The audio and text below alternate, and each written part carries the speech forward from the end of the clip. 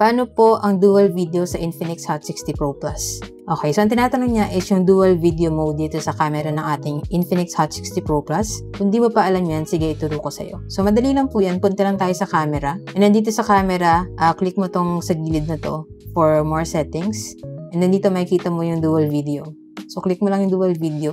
Ayan. So dito, dalawa yung camera na gumagana niya, no? Yung harap and then yung likod. So sabay sila. Pwede mo rin iba-ibahin yung position. And click mo lang tong sa taas na to. And pwede mo rin siya ipag-switch na kung gusto mo yung front camera mas malaki and then mas maliit yung back camera.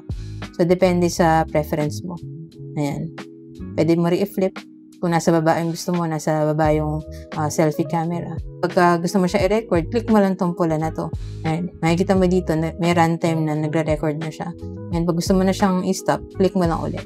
By the way, kung gusto mo rin ng ganitong phone, check mo na lang dyan sa Yellow Basket, yung ko nabili para same quality and legit store din yung mapagbilan mo.